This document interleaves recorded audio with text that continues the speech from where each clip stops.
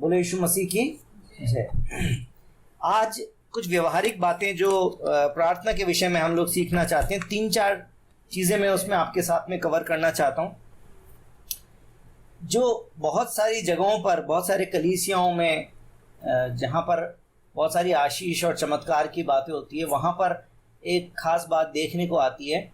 जिस प्रकार से तेल की अनॉइंटिंग है, उसी प्रकार से पानी की अनॉइंटिंग की बातें देखने को मिलती हैं। तो उसके बारे में हम लोग कुछ बात करेंगे। हम लोग प्रार्थनाओं में स्पेसिफिक होने के बारे में विषय में बात करेंगे। जैसे आज मैंने अपनी गवाही दी, अब से पहले जो प्रार्थना का समय था उसमें, और मैंने आपको बताया कि मैंने स्पेसिफिक होकर प्रार्थना की और ये मेरे जीवन का अनुभव रहा है। तो इसमें से कुछ बात मैं आपके साथ शेयर करना चाहता हूँ कि अपनी प्रार्थनाओं में हमें बड़ा स्पेसिफिक होने की ज़रूरत है। तीसरी बात जो इसमें डिस्कस करना चाहते हैं कि कुछ व्यक्ति विशेष के पास में बहुत सारे लोग जो प्रार्थना कराने जाते हैं, उनको लगता है कि कोई व्यक्ति विशेष यदि हमारे लिए प्रार्थना करेगा तो हमारे लिए अच्छा होगा। तो इस बात के बारे में हम लोग प्रार्थना के बारे में सीखेंगे। तो सबसे पहले इस बात पे चलते हैं कि बहुत सारी कलीसियाओं में ऐसा देखा जाता है कि कुछ लोग तो मेरे पास में पानी की बोतल लेके आते हैं और बोलते हैं कि ब्रजेश भैया इसके ऊपर प्रार्थना कर दो। मैं कहता हूँ क्यों प्रार्थना कर दो इसके ऊपर? बोलते फिर इसको हम अपने घर के चारों तरफ डाल देंगे। कोई बोलता है इसको हम पी लेंगे, वो हमारे घर में ये बीमार है वो चंगा हो जाएगा और उसमें से दुष्ट आत्मा है वो निकल जाएगी। इस प्रकार से बहुत सारी जगह पे देखने को मिलता है और मैं इस बात में विश्वास नहीं करता हूँ। मैं आपको बड़े स्पष्ट रूप से बता दूं कि पानी के ऊपर प्रार्थना करने के विषय में मैं विश्वास नहीं करता हूँ। लेकिन मैंने इस बारे में आज विचार किया कि कहीं ऐसा तो नहीं कि मैं गलत हूँ। जब अगर इतने सारे लोग ऐसा करते हैं तो क्या ये बिब्लिकल है या नहीं है? क्या पता बाइबल के अंदर ऐसा हो। तो इसलिए मैंने एक बड़ा सिंपल काम किया। मैंने गूगल में सर्च किया अनॉइंटिंग विद ऑयल, जिसके बारे में बाइबल वर्सेस अभी हम खोल के देखेंगे और वो मेरे रिसर्च के अंदर जो जो स्पेसिफिक वर्सेस थे वो मैंने निकाल लिए, वो मैं आपके साथ डिस्कस करूंगा। लेकिन उसके बाद में मैंने इसी प्रकार से एक दूसरा फ्रेज जो है वो बाइबल में से खोजने के लिए डाला गूगल में, Bible search Bible verse plus anointing on water. तो कोई वर्स नहीं आया, मतलब वर्स तो आए बहुत सारे लेकिन इस विषय में कोई सा भी नहीं आया। फिर मैंने कहा लिखा anointing with water, upon water, कई तरीके से, मतलब यानी कि पानी के ऊपर अभिषेक, पानी के अंदर अभिषेक, बोतल पर अभिषेक, सब प्रकार से मैंने सर्च करके देखा। लेकिन मैं आपको बताना चाहता हूं, खुद भी करके देखिएगा, जितने भी रिजल्ट आ रहे थे वो रिजल्ट आ रहे थे झूठे भविष्यवक्ताओं के बारे में, बाइबल में जो झूठी शिक्षाएं आ गई है उसके बारे में। और इस प्रकार से मैंने पाया कि बाइबल के अंदर कहीं पर भी इस प्रकार की कोई शिक्षा नहीं है, इस प्रकार की कोई अनॉइंटिंग की बात नहीं है जहां पर पानी को अनॉइंट किया जाए। लेकिन तेल की अनॉइंटिंग है। तेल की अनॉइंटिंग के विषय में कुछ बातें हम लोग सीख के देखते हैं। पहले पुराने नियम में चलते हैं। सबसे पहले उत्पत्ति की किताब में जाएंगे। उत्पत्ति की किताब, उसका 28 अध्याय और उसका 18 वचन। यहाँ पर याकूब के स्वप्न के बारे में है कि याकूब को सपना आया था रात में और उसने परमेश्वर से आशीष मांगी और उसके बाद भोर को याकूब उठा। 18 वचन मैं आपके साथ में पढ़ रहा हूं। भोर को याकूब उठा और अपने तकिए का पत्थर लेकर उस पर खंबा खड़ा किया और उसके सिरे पर तेल डाल दिया। उन्होंने स्थान का नाम बेतेल रखा और उस नगर का नाम पहले लूज था। तब याकूब ने यह मन्नत मानी, यदि परमेश्वर मेरे संग रहकर इस यात्रा में मेरी रक्षा करे और मुझे खाने के लिए रोटी और पहनने के लिए कपड़ा दे और मैं अपने पिता के घर में कुशल क्षेम से लौट आऊं, तो परमेश्वर यहोवा मेरा परमेश्वर ठहरेगा और वह पत्थर जिसका मैंने खंबा खड़ा किया है परमेश्वर का भवन ठहरेगा और जो कुछ तू मुझे दे उसका दशमांश मैं अवश्य ही तुझे दिया करूंगा।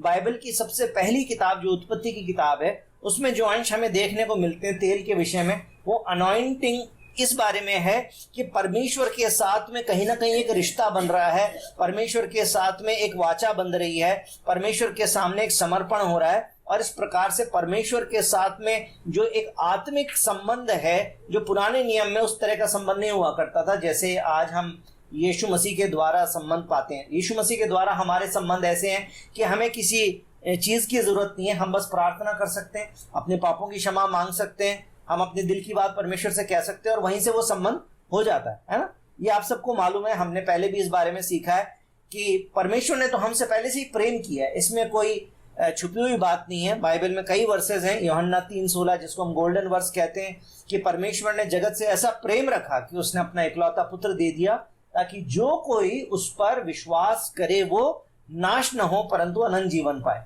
सही है। रोमियो की किताब उसके 5वां अध्याय और उसका 8वां वचन लिखा हुआ है कि परमेश्वर अपने प्रेम की भलाई हम पर इस रीति से प्रकट करता है कि जब हम पापी ही थे तभी मसीह हमारे लिए मरा। तो ये तो हम जानते हैं कि परमेश्वर हमसे प्यार करता है। फिर बाइबल में लिखा हुआ है कि यदि हम अपने पापों को मान ले तो परमेश्वर क्षमा कर देता है। पहला यूहन्ना 1:9 में हम जानते हैं। बाद में हो सकता है इन वर्सेस के ऊपर बाद में आ जाए, लेकिन जो पॉइंट मैं आपके सामने ला रहा हूं वो ये है कि रोमियो की किताब में लिखा है यदि हम इस बात पर विश्वास कर ले कि परमेश्वर ने अपने इकलौते पुत्र को इस दुनिया में भेजा और यीशु मसीह परमेश्वर का पुत्र है जो मारा गया, गाड़ा गया और जी उठा, उस परमेश्वर को अंगीकार कर लें, मुंह से विश्वास मन से विश्वास कर ले, मुंह से अंगीकार कर ले, तो हमारा उद्धार हो जाता है, तो रिश्ता बन जाता है। यहाँ पर जो बात है वो ये है कि हमें मालूम है कि नए नियम में हमारा रिश्ता जो है प्रार्थना के द्वारा परमेश्वर से एस्टैब्लिश हो जाता है, लेकिन पुराने नियम में इस प्रकार से था कि परमेश्वर के साथ एक वाचा बनाने के लिए, परमेश्वर के साथ अपने संबंध को प्रकट करने के लिए पत्थर को अनॉइंट किया जाता था। ठीक है। इसके बाद में हम लेवी व्यवस्था की किताब उसके 8 अध्याय उसके 12 वचन और उसके 30 वचन को भी हम लोग पढ़ेंगे। तो यहां पर अगर मैं 10 वचन से आपको बताऊं तो मूसा से अभिषेक का तेल लेकर निवास का और जो कुछ उसमें था उन सब का भी अभिषेक करके उनको पवित्र कर दिया। तो पवित्र करने के लिए पुराने नियम में तेल का अभिषेक किया जाता था और 12 वचन में लिखा है उसने अभिषेक के तेल में से कुछ हारून के सिर पर डालकर उसका अभिषेक करके उसे पवित्र कर दिया।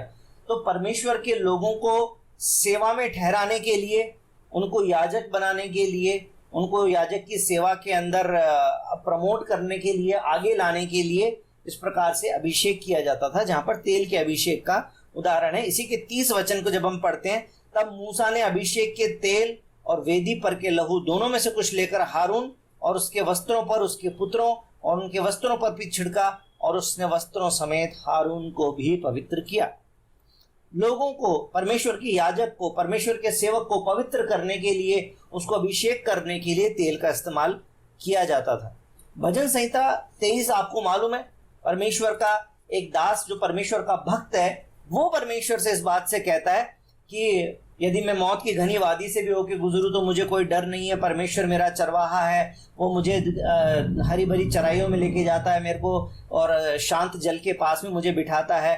इस प्रकार से सारी बातें कहते समय वो परमेश्वर का भक्त इस बात को बोलता है, उसने मेरे सर पर तेल उंडेला है ना।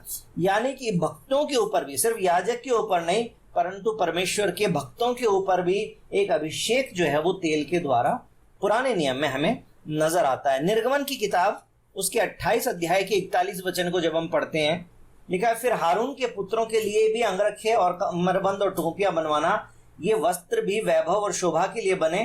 अपने भाई हारून उसके पुत्रों को यही सब वस्त्र पहनाकर उनका अभिषेक करना और संस्कार करना और उन्हें पवित्र करना कि वे मेरे लिए याजक का काम करें। ऑयल की अनॉइंटिंग परमेश्वर के याजक को पवित्र करने के लिए, उसका संस्कार करने के लिए हुआ करती थी।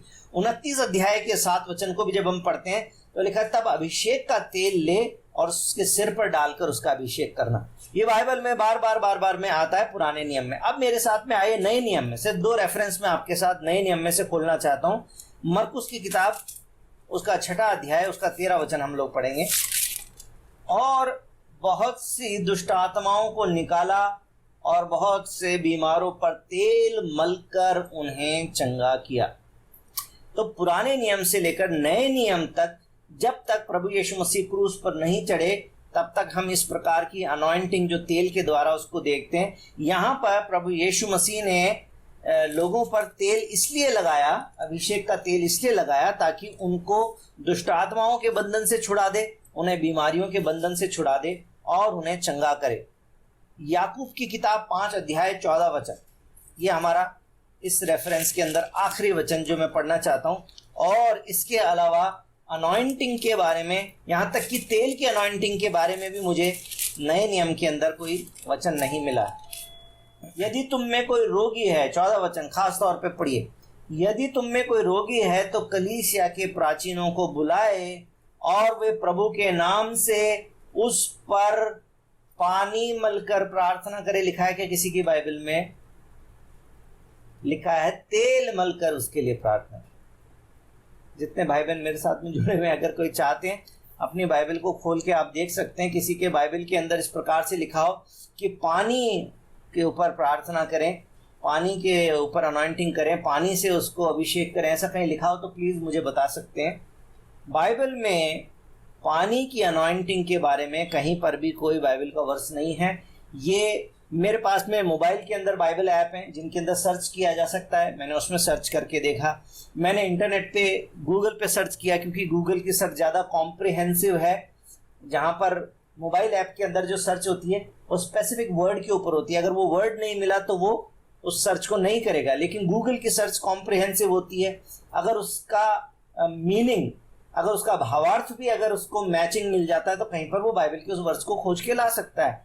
लेकिन मैं आपको बता दूं कि बाइबल में कहीं पर भी पानी के ऊपर अनॉइंटिंग करने के बारे में जब मैंने पढ़ा, पानी को अभिषेक करने के बारे में मैंने ढूंढा तो मुझे एक भी वचन नहीं मिला, बल्कि उस सर्च को जब मैंने किया तो वो वचन मुझे मिले जहां पर लिखा है कि अंत समय जब आने वाला होगा तो लोग अपने कानों की खुजली मिटाने के लिए कुछ भी वचन सुनेंगे, ऐसे प्रचारक खड़े कर लेंगे। दूसरी बात कि अन्य विश्वास वाले झूठे भविष्यवक्ता खड़े हो जाएंगे। इस प्रकार के वचन वहां पर देखने को मिले, परंतु पानी की अनॉइंटिंग देखने को नहीं मिली। जो बात मैं आपसे संक्षेप में कहना चाहता हूं मेरे भाई और बहनों, वो ये है कि पानी की बोतल के ऊपर प्रार्थना करना और किसी पास्टर साहब के पास में जाके पानी की बोतल के ऊपर प्रार्थना कराना, बहुत सारी कलीसियाओं के अंदर पानी की बोतल अभिषिक्त करके और मार्केट की तरह रख दी जाती। जैसे हिंदू लोग पहले गंगा जल खरीद के लाते थे, या फिर गंगा जल जो है गंगा जी में जाके हरिद्वार से गंगा जल भर के लाते थे, और उनकी ये मान्यता हुआ करती थी, आज भी है, कि यदि मरते हुए व्यक्ति के मुंह में गंगा जल डाल देंगे तो उसको मोक्ष मिल जाएगा, वो बैकुंठ चला जाएगा। इसलिए गंगा जल का बड़ा महत्व हुआ करता था। बोतल में बंद करके रखते थे। जो कभी पहले गए होंगे तो अपने बुजुर्गों के टाइम गए होंगे तो तब एक बोतल भर के लाए, फिर वो सबके लिए रखते हैं। या फिर कोई अभी रिसेंटली कोई गया तो वो लाता, वो सबको बांट देता है थोड़ा थोड़ा गंगा जल। तो ये आशीष की बात समझी जाती है दुनिया के लोगों में जिनका सच्चे परमेश्वर के साथ में रिश्ता नहीं है, जो सच्चाई को नहीं जानते हैं, जो मूर्ति पूजा और दूसरी बातों के द्वारा ईश्वर को ढूंढने का, ईश्वर को मनाने का प्रयास करते हैं, ईश्वर से आशीष पाने का प्रयास करते हैं। लेकिन बाइबल का परमेश्वर इस बारे में स्पष्ट है कि न तो हमें मूर्ति पूजा करना, न हमें मूर्तियों को चढ़ाया हुआ भोजन खाना, न हमें मूर्तियों से किसी प्रकार की चीज मांगना।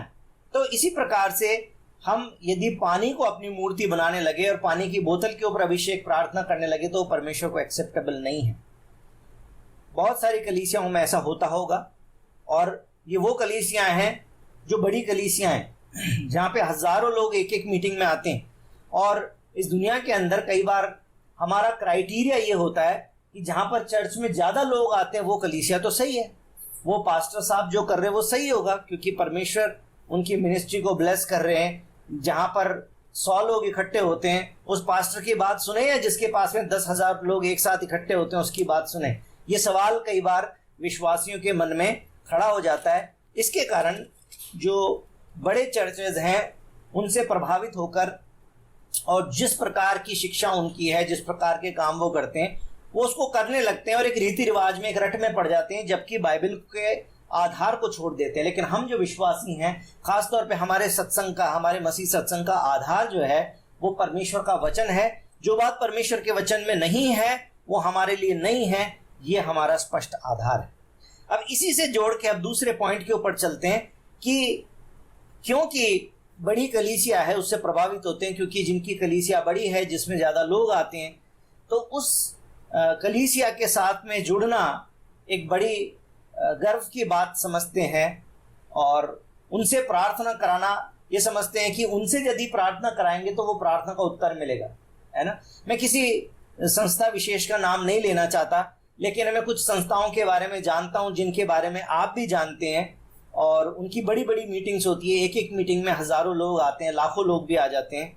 लेकिन यदि आप उनकी मिनिस्ट्री की वेबसाइट पे जाएंगे तो वहाँ पर फैमिली प्रेयर की एक वो लिखा हुआ है कि इतना पैसा यदि आप दान करेंगे तो हमारी कलीसिया स्पेसिफिकली आपके परिवार के लिए प्रार्थना करेगी। हमारे प्रेयर टावर में आपका नाम लेकर आपके जन्मदिन के ऊपर वचन भेजा जाएगा, आपके लिए स्पेशली प्रार्थना की जाएगी। यदि आप इतने पैसे देंगे तो आपके लिए व्यक्तिगत प्रार्थना होगी। यदि आप इतना दान देंगे तो आपका नाम जो है वो हमारी लिस्ट में आएगा। और हस्बैंड वाइफ की एनिवर्सरी के ऊपर आपको वचन भेजा जाएगा, आपके लिए प्रार्थना की जाएगी। मैं सोचता हूँ कि जब पैसे के साथ में प्रार्थना को जोड़ दिया जाता है तो वो गलत है, क्योंकि यीशु मसीह के भवन में, यीशु मसीह के पिता के घर में बहुत सारा लेन देन और बहुत सारा व्यापार जब हो रहा था, तो यीशु मसीह वहां पर बाइबल में क्रोधित हो गए, जहां पर यीशु मसीह गुस्सा हो गए, जहां पर उन्होंने बकरों और इनको खोल के भगा दिया, जहां पे कबूतरों को उन्होंने उड़ा दिया, जहां पैसों की पीढ़ियां उन्होंने उलट दी, और उन्होंने इस बात को बोला कि तुमने मेरे पिता के घर को डाकुओं की खो बना दिया। परमेश्वर का राज्य पैसे से जुड़ा हुआ नहीं है।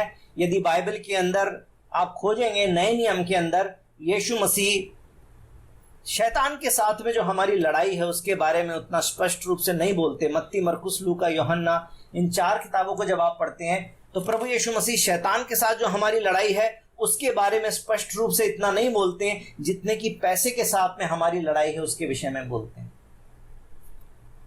इस बात के बारे में आज मैं आपको आगाह करना चाहता हूं।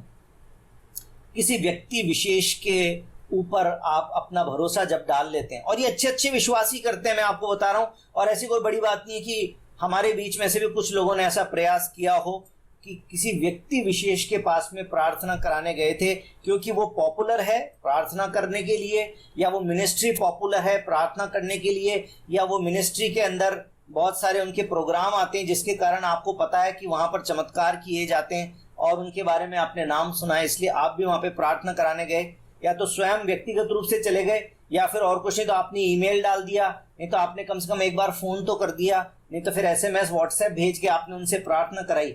ये इस बात का संकेत है कि आप पुराने नियम के विश्वासी बन गए। पुराने नियम के विश्वासियों के अंदर एक खास बात क्या थी? पुराने नियम में परमेश्वर सबसे बात नहीं करते थे। पुराने नियम में जैसे परमेश्वर ने मूसा को चुन लिया तो परमेश्वर मूसा से बात करेंगे और मूसा बाकियों से बात करेगा।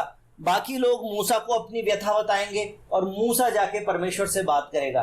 इसी प्रकार से चाहे वो शमूएल हो, चाहे वो एलिया हो, और इस प्रकार से पुराने नियम में कुछ याजक हुआ करते थे, कुछ भविष्यवक्ता हुआ करते थे जिनको परमेश्वर चुन लेता था ताकि उनके द्वारा लोगों से बात करे और लोग उनके द्वारा परमेश्वर से बात करें।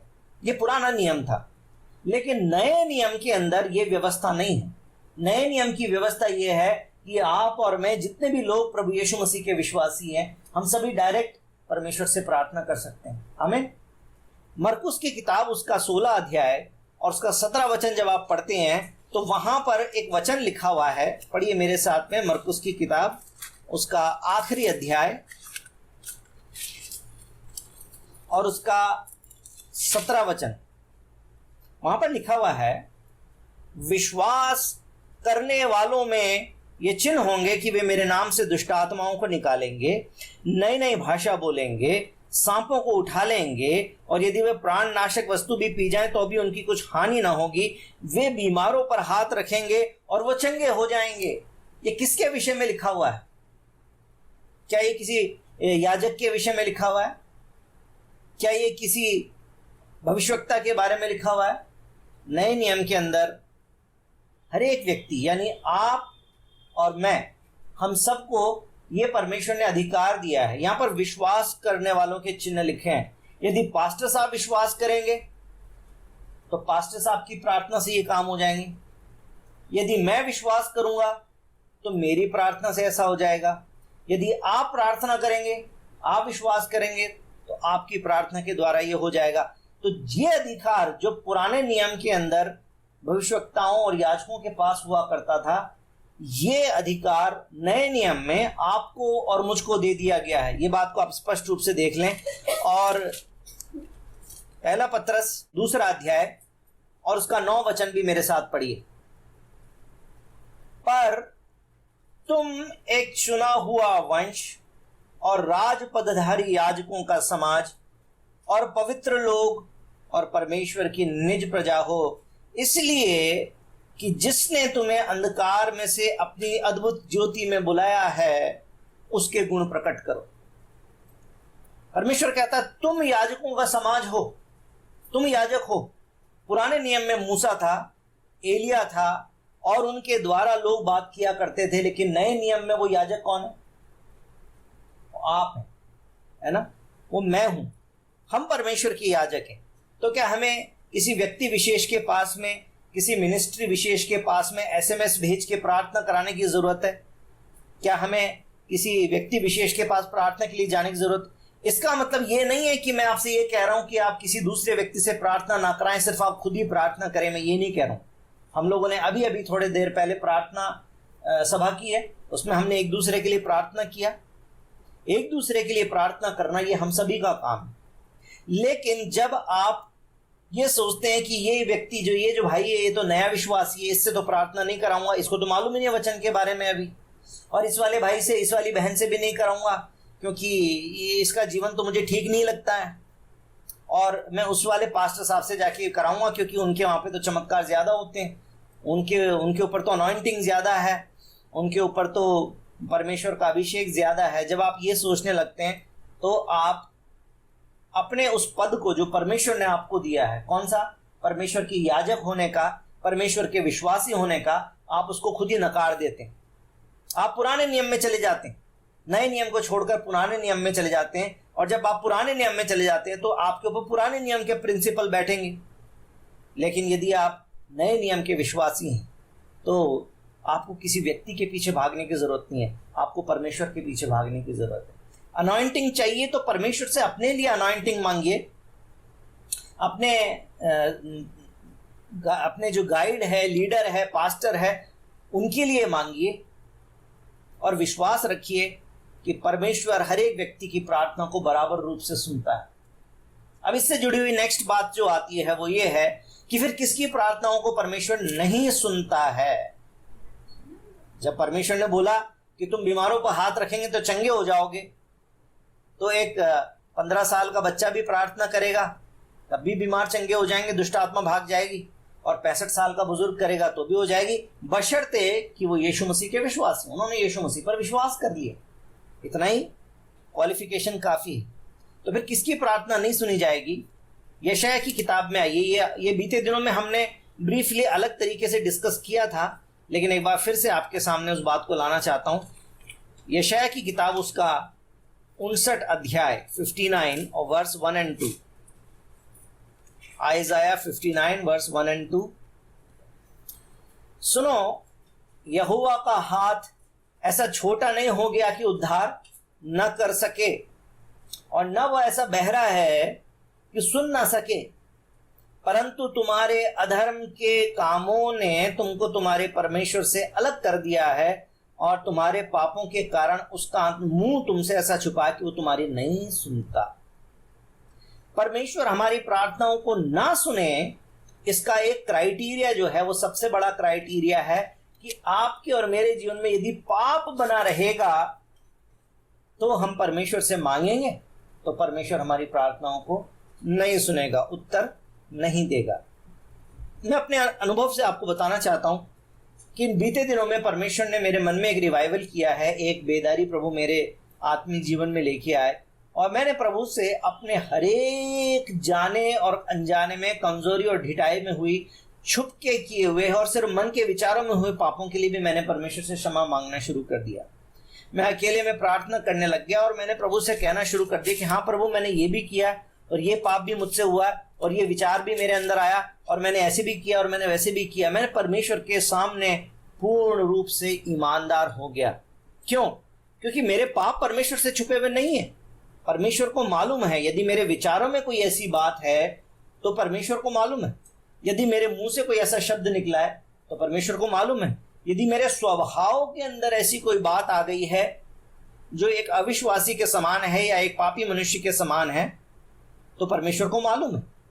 लेकिन बाइबल क्या कहती है? पहला यूहन्ना 1:9 जो मैंने पहले कहा था उसको एक बार फिर से पढ़ के देखते हैं। पहला यूहन्ना यानी कि यूहन्ना की पहली पत्री, उसका पहला अध्याय, उसका 9वां वचन। बहुत ही सिंपल वचन है, कई बार हमने पढ़ा है, हम सब जानते हैं, लेकिन हम ज़्यादातर उसका इस्तेमाल करते हैं नए विश्वासियों को सुसमाचार सुनाने में, ताकि नया विश्वासी अपने पापों को अंगीकार करे और परमेश्वर से क्षमा पाए और परमेश्वर से रिश्ता बनाए। लेकिन मेरे भाई और बहनों, यूहन्ना की पहली पत्री किसी अविश्वासी के लिए नहीं लिखी गई थी। यूहन्ना की पत्री यूहन्ना के द्वारा कलीसिया के लिए लिखी गई थी, आपके और मेरे लिए लिखी गई। तो क्या कहता है वो कहता है, यदि उसको पहले से पढ़ेंगे तो 7वें वचन से आपको पता चल जाएगा। 5वें वचन से जुड़ी हुई बात है, लेकिन 7वें वचन से पढ़ रहा हूं कि पर यदि जैसा वो ज्योति में है वैसे ही हम भी ज्योति में चलें तो एक दूसरे से सहभागिता रखते हैं। उसके पुत्र यीशु का लहू हमें सब पापों से शुद्ध करता है। यीशु के लहू में वो सामर्थ है कि हमें सब प्रकार के पापों से शुद्ध कर दे। यशायाह की किताब में क्या लिखा था कि तुम्हारे जीवन में पाप बना हुआ है, तुम्हारे जीवन में अधर्म है, इसलिए परमेश्वर तुम्हारे नहीं सुनता। लेकिन नए नियम में हमको परमेश्वर का वचन बताता है कि यीशु का लहू तुम्हारे हर पाप से क्षमा कर सकता है, तुम्हें शुद्ध कर सकता है। पर 8वें वचन में लिखा है, यदि हम कहें कि हम में तो कोई पाप नहीं है, हम तो विश्वासी हैं, अब तो हम यीशु के लोग हो गए, अब तो हमसे कोई पाप नहीं होता, अब तो हम पवित्र लोग हैं। हाँ, हम पवित्र हैं, हम यीशु के द्वारा पवित्र किए गए हैं, लेकिन हमारी आत्मा जो पाप में मरी हुई थी उसको नया जन्म तो मिल गया, लेकिन उसके बावजूद भी हमारा शरीर अभी खत्म नहीं हुआ है। हमारा शरीर अभी भी वहीं पर ही है। इस शरीर को अभी भी पाप करने की वो जो पुरानी आदत है वो छूटी नहीं है। आत्मा पवित्रता का जीवन जीना चाहता है, क्योंकि आत्मा के पाप नहीं है। आत्मा परमात्मा का अंश है, लेकिन ये शरीर जो है ये पाप का अंश था, ये पाप करता था। यीशु मसीह के आने के द्वारा अब हमारे पाप क्षमा हुए हैं, लेकिन अभी भी ये पाप कमजोरी की तरफ जाता है। यदि आप शरीर की बातों में मन लगाएंगे, रोमियो की पत्री में लिखा है शरीर की बातों पर मन लगाना मौत है, अंधकार की तरफ ले जाएगा, वो पाप की तरफ ले जाएगा, वो परमेश्वर से दूर कर देगा। लेकिन यदि यहां पे लिखा है यदि हम कहें कि हम में कोई पाप नहीं है, यीशु मसीह में तो आ गए हैं, लेकिन मेरे भाइयों बहनों अपने जीवन को जांच के परमेश्वर के सामने ईमानदार होने की जरूरत है। यदि कहेंगे कि हाँ प्रभु मुझ में पाप है, तो प्रभु पाप क्षमा कर सकते हैं। लेकिन यदि आप कहेंगे मेरे में तो कोई पाप नहीं है, अब तो मैं तो क्षमा हो गया, मेरे पास तो अनंत जीवन आ गया, मेरा तो उद्धार हो गया, अब तो मेरे जीवन में कोई बुराई नहीं है, मैं तो अच्छा हूं, अपने आप को धोखा देते हैं। लिखा है यहां पर, यदि हम कहें कि हम कहें कि हम में कुछ भी पाप नहीं, तो अपने आप को धोखा देते हैं और हम में सत्य नहीं है। परमेश्वर को तो धोखा नहीं दे सकते, धोखा किसको देते हैं? अपने आप। लेकिन यदि हम अपने पापों को मान लें इस बात को कि हाँ प्रभु मुझसे विचारों में पाप हुआ, मुझसे स्वभाव में पाप हुआ, मेरे शब्दों से पाप हुआ, मेरी बोली से पाप हुआ, मुझसे गलत बात निकल गई, मैंने गलत बात सोच ली, प्रभु मैंने आज्ञा का पालन नहीं किया, प्रभु इस आज्ञा का मैंने उल्लंघन कर दिया। जो भी बात परमेश्वर का पवित्र आत्मा आपके मन में डालता है, आप परमेश्वर से क्षमा मांगे। यदि हम अपने पापों को मान लें तो वो हमारे पापों को क्षमा करने और हमें सब अधर्म से शुद्ध करने में विश्वास योग्य और धर्मी है। और ये कब तक करना होगा हमें? जब तक हम ये दुनिया छोड़कर और स्वर्ग राज्य में नहीं चले जाएंगे, जब तक प्रभु हमको उठा नहीं लेंगे। या तो खुद यीशु मसीह आके हमको उठा ले, और या फिर यीशु मसीह के आने में तो टाइम है, पर इस दुनिया से वैसे ही उठा ले। उस सूरत में, दोनों ही सूरत में, जब तक इस दुनिया से उठा ना लिए जाए तब तक हमेशा अपने पापों का अंगीकार करके और पवित्रता की चाहत रख के, पवित्र आत्मा की सामर्थ्य मांग के, तब परमेश्वर की पवित्रता में और आज्ञाकारिता में यदि हम चलेंगे तो हमारी प्रार्थना परमेश्वर सुन लेंगे। फिर वो चाहे एक छोटा बच्चा हो, एक छोटी सी बहन हो, बेटी हो, या एक बुजुर्ग दादाजी हो या दादी जी हो, इस बात से फर्क नहीं पड़ता, हम में से हर एक की प्रार्थना परमेश्वर सुन सकते हैं। इसके अलावा और भी कुछ बातें हैं जो परमेश्वर हमारी प्रार्थनाओं को नहीं सुनते। जो बीते दिनों में हमने जिक्र किया था कि हम परमेश्वर की इच्छा के अनुसार नहीं मांगते, हम परमेश्वर की इच्छा के अनुसार नहीं मांगते, हम दुष्ट इच्छाओं से मांगते हैं, हम स्वार्थी इच्छाओं से मांगते हैं। तो फिर परमेश्वर कई बार हमारी प्रार्थनाओं को नहीं सुनते, या फिर परमेश्वर की योजना कुछ और है हमारे विषय में। मैं प्रांजल से बात कर रहा था, तो मैंने प्रांजल को बोला कि प्रांजल, यदि पाप के कारण परमेश्वर नहीं सुनेगा, सिर्फ यही अगर एक कारण है। कई बार क्या होता है, कोई व्यक्ति प्रार्थना कर रहा है परंतु उसकी प्रार्थना का उत्तर नहीं आ रहा, तो उसके मन में शक आ जाता है, जरूर मेरे जीवन में कोई पाप ही होगा जिसके कारण ही परमेश्वर उत्तर नहीं कर रहा। तो मैंने कहा ठीक है, मान लेते हैं कि उसकी खुद के जीवन में अगर पाप होगा, परंतु उसकी मम्मी भी प्रार्थना कर रही होगी, तो क्या उसकी मम्मी के जीवन में भी पाप है? फिर उसके और विश्वासी भाई बहन भी उसके लिए प्रार्थना कर रहे हैं, क्या उनके जीवन में भी पाप है? क्या सारे सत्संग के अंदर पाप है? क्या सारी कलीसिया में पाप है? क्या पास्टर साहब में भी पाप है? क्या सब में ही पाप है कि उस व्यक्ति के लिए परमेश्वर उस प्रार्थना का उत्तर नहीं कर रहा? नहीं, परमेश्वर कई बार प्रार्थना का उत्तर करने में जब डिले करता है तो उसका कारण ये नहीं कि उस व्यक्ति के जीवन में पाप है। यदि आपने पाप की क्षमा मांग के और अपने जीवन को ठीक करके प्रभु के साथ चलाया है तो फिर विश्वास भी हमको करना है, विश्वास भी करना है कि परमेश्वर से मांगा है तो परमेश्वर जरूर देंगे। स्पेसिफिक होके मांगिए। लेकिन ये जो आखिरी बात जो मैं आज आपसे करना चाहता था, स्पेसिफिक होके मांगनी है। कई बार क्या होता है, कोई व्यक्ति मांगता है प्रभु मैं बस पास हो जाऊं, मैं पास हो जाऊं, मैं पास हो जाऊं, फिर बाद में वो चाहे वो 38% से पास हुए, चाहे 48% से पास हुए, चाहे 68% से पास हुए, परमेश्वर का धन्यवाद कैसे करेगा? 38% से पास हुआ तो यानी गिरते पड़ते पास हुआ, 48% से भी हुआ तो सेकंड डिवीजन पास हुआ, तो परमेश्वर का धन्यवाद कैसे करेगा? उसको धन्यवाद नहीं किया जाएगा क्योंकि उसको लगेगा कि इतनी सी पढ़ाई तो मैंने भी करी थी, 48% के लायक तो मैंने करी थी, अब 48% आगे तो कौन सी बड़ी बात है। लेकिन जब आप स्पेसिफिक हो जाते हैं, जब आप परमेश्वर से बात करने लगते हैं, परमेश्वर की इच्छा को जानने लगते हैं, जब आप लगातार अपने पापों की क्षमा मांग के अपने जीवन को ठीक करते हैं, आप वचन के अनुसार जीवन जीने की कोशिश करते हैं, पवित्र आत्मा की सामर्थ मांगते हैं, और जब आप परमेश्वर की इच्छा में जीवन बिताना शुरू करते हैं, आप परमेश्वर की इच्छा में सरेंडर हो जाते हैं और आप ये कहते हैं कि प्रभु मेरी इच्छा नहीं लेकिन आपकी इच्छा पूरी हो।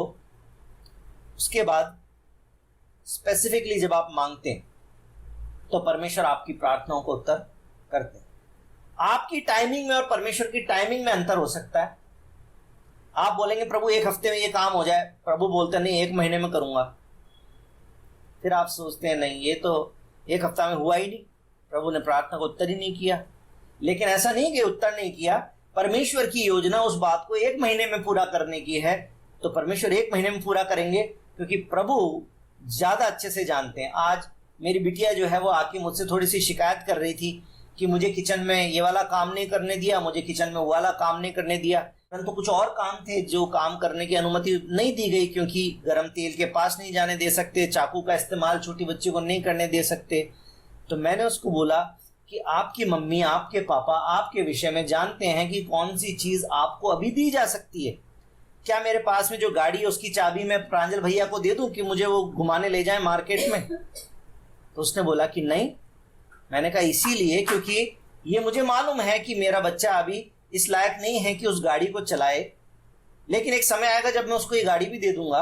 उसी प्रकार से जब तक परमेश्वर का समय ना आए तब तक परमेश्वर वो चीज हमें नहीं देते, लेकिन जब परमेश्वर को मालूम हो जाता है कि अब इसका समय आ गया और ये इस योग्य है कि अब ये चीज दी जाए, तब वो परमेश्वर हमारे लिए उस चीज को कर देते।